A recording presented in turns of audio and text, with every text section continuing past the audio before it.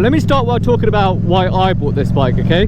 I actually came from a ZX6R, which is a 600cc supersport, and to be honest, I still consider myself a new rider, so that was way too much power for me. And you know, I was one of those guys that I thought, you know, I can handle a 600cc. I started on a 125, so I can just jump up to a 600cc, and that was not the right idea. You know, while I was running that, I was checking out all these reviews for the MT07, and I heard about how great of a bike it is, how useful it is for commuting, and how much fun it is. So I was like, you know what, let me go ahead and get one of these. And man, I am so glad that I did. And let me start with the comfortability, right? This bike is amazing for comfort. I've been on trips on it for like 3 hours, 4 hours, and the whole time my back didn't hurt, my wrists didn't hurt. And these are things that are really prominent when you're riding a 600cc supersport. Because I need to check where this guy's going first. All right, let's go straight ahead. Anyway, because on a 600cc supersport, if you're in traffic, you know, you're bent over, you're in a really committed position, your pegs are all the way back there. If you're not gripping the tank, your weight is all on your wrists. With this bike in traffic, no problems whatsoever. Just sitting there upright the whole time, you know, in bumper to bumper traffic, and there's no problems whatsoever, no pains, nothing at all. The seat itself as well is also super duper comfortable. Like, it's very soft, and on longer rides as well, you don't really feel like there's much pain. I think that's it for comfortability. You know, my wrists, they don't get sore because this bike isn't bent over at all. It's very upright and very flickable as well. And you know what, while I'm here at this red light, I might as well show you how low it is as well. I know I've already covered this point, but look at that. Legs both planted on the floor, knees completely bent. You know, I don't need to tiptoe the bike, I don't need to lean it on any side. Very comfortable seating position, very comfy to just sit there in traffic. You know, if you're 5'8", I'd say it's like the perfect size. And also, listen to this, ready? I'll get onto the mods a bit later, but that's another amazing thing about this bike, how moddable it is. All right, let's go. Let's talk about the power. Here, look at this.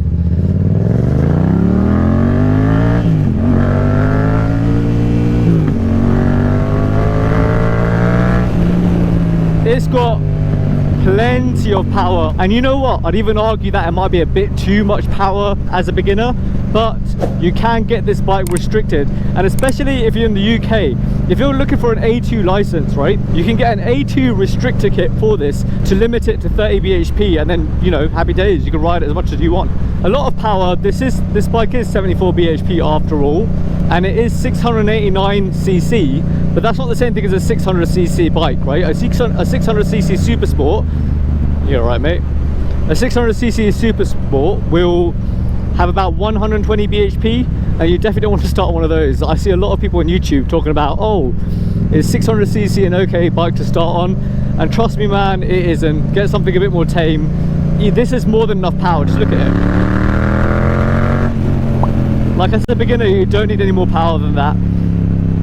A 600cc will definitely exaggerate your mistakes, and what I mean by that is, if you make a mistake on this bike, you're more likely to recover because you're less likely to be cocky, you're less likely to be overconfident in your abilities.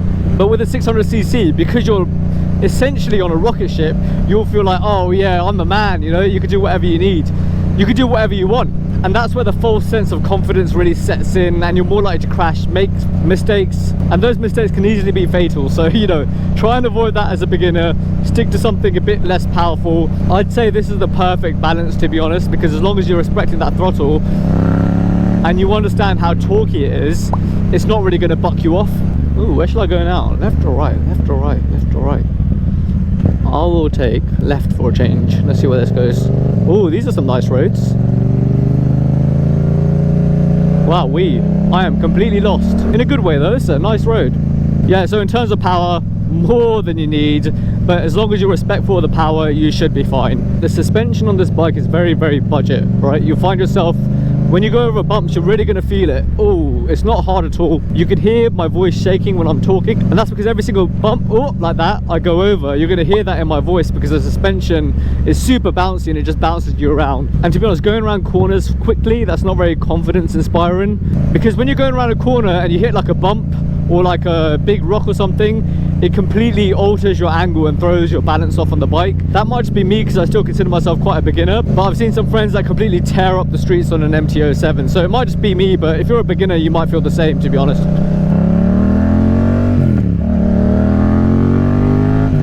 These were the roads that the MT07 were made for though. Wow, the power's always there. This bike has ridiculous amount of torque to it though, so that's another good thing for beginners. You're less likely to stall it when going slow because it's a lot more forgiving in how low the RPM can actually go in any kind of gear. Another thing to mention is because these bikes are so popular, there's loads and loads of support from the community. So you're going to find loads of tutorials online for things such as simple oil changes, oil filters, those kind of things. And there's also a huge modding community behind this bike. So you can hear the exhaust that I have on now.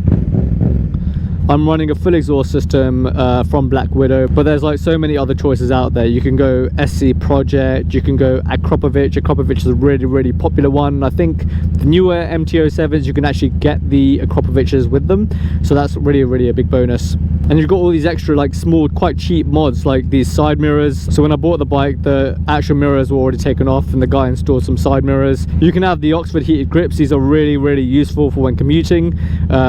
You know, keep your hands warm and all that. And you've got a windshield, which to be honest, it doesn't do much. You do get a lot of wind buffeting in your face and your chest when you're going at high speeds. I'd say above like 60 miles an hour, going on to 70, you're definitely going to feel that speed like hit your helmet, hit your chest, bounce you around left and right. But in terms of commuting, if you're not going over 60, let's say, oh, it's such a pleasure. It's such a pleasure to ride the whole time. But yeah, there's tons of mods from the community, man. I've got these aftermarket levers. You don't have to get like the fancy ASV levers. You know, I'm pretty sure these are Amazon levers that I've got on. I, once again, didn't install them. They came installed. I think the guy pretty much did everything to the bike already before I bought it. But for the most part, the mods are quite cheap.